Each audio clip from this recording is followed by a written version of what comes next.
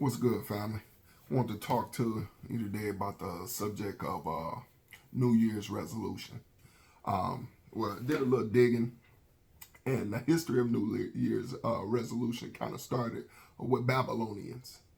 So with Babylon back in the day, they had a different calendar, different time scale. That time scale was kind of managed not off of what we know on our calendar year as January, but it actually started, their new year actually started between March and April. Why was that important? Because March and April was the time for crops. That was the time to start planting, the time for the seasons to start. So one of their biggest New Year's resolutions was to return old farm equipment, start planting new seeds, planting new crops, setting new goals, and they kind of centered everything around that. Everything becoming a new, fresh, getting off to a good start. That was real important. So every year they kind of based that around March. And remember, that was 400,000 years ago that these people practiced this. And it was a good practice. It actually showed people's commitment. And it was like them having a navigation system going forward before we even had this. And that was people just having some goals. So you see how far back the history of goals go. So this again, like I said, was 4,000 years ago. So you just kind of put that in your head. Now, how did that evolve to January? Well, when they got over to Rome and Julius Caesar, sometime later in about 46 BC, you had that change over because Julius Caesar was observing the god of Janus. So if you kind of look at that Janus, that symbolism, it's a two-faced god. And that God is facing back in time and facing forward in time.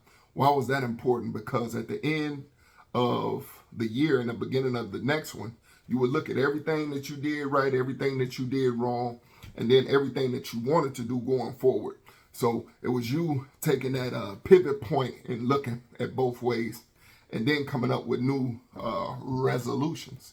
Now, why is that word significant? The word resolution, because you're resolving something. And that was people identifying, hey, I didn't gain too much weight. Hey, I got some habits that I don't like, drinking, smoking. I haven't set good financial goals. I've been spending money recklessly, or I just want to make sure I got key points that I'm hitting in my accounts. So with that being said, it's like people got away from this sometime later because people felt like, well, most of us are not keeping up with this habit. So out of about 330 million Americans, you roughly on an annual basis got about 30% of that. 30% of that people practice and observing it. And, that was a thing where people coming up with New Year's resolutions. Hey, I'm going to quit smoking and I'm going to take these steps. And by this time, I want to be fully away from that. Or I'm going to start putting up a couple $100 a month, or I'm going to start investing maybe $500 a month, or people come up with these new things. Well, again, in life, you have to have a navigation system. There's no way you can be out here and not know where you're going and just end up in the right place on accident, end up a millionaire on accident. And people got the wrong mentality when it comes to stuff like that. So everybody needs to set these staples up. And now we're looking at currently it's November. So this is the perfect time to start stepping back and looking at some of the things that you want to resolve. What do I want to resolve? What do I want to get better at? Is it better in the relationship?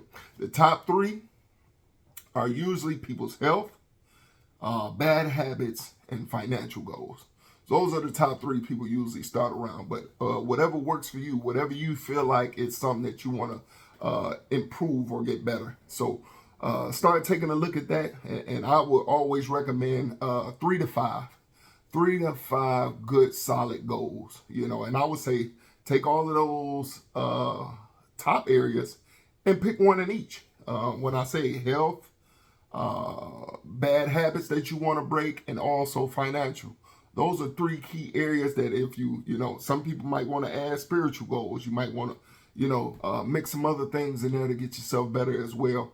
But everything about every day that you're waking up, it's about getting better. It's not being the same person 2 or 3 years from now. It's not being the same person 5 years from now. I always tell people when they see you and they be like, hey, man, you changed. That's the whole point. If you're the same person you was 10 years ago, 5 years ago, 3 years ago, you're not making enough moves. You're not making enough progress. So again, be in a progressional mind state where every day you're looking at how am I getting better? And not comparing yourself to nobody else, but comparing you to you. You're in a competition with yourself and looking in the mirror and getting yourself better. Don't let nothing be an excuse. Don't let I'm getting older. Don't let these things become excuses in front of your milestones. Let your milestones be the pivot point and get better and better and better. Don't go off of what you think nobody's else insight or information. Pick the things that your targets and strike out on them. Again, I don't never advocate for people taking like the machine gun effect and just shooting their energy and just hoping they hit a target randomly. No, I'll be like a sniper. Get that, set the tripod down, hone in on the scope, make sure you got your target at eyesight and take the shot. Again, pick that, come up with some good New Year's resolutions and get yourself better. Keep aiming at improvement. Again, have a good one, family. Hope you're able to take something to it.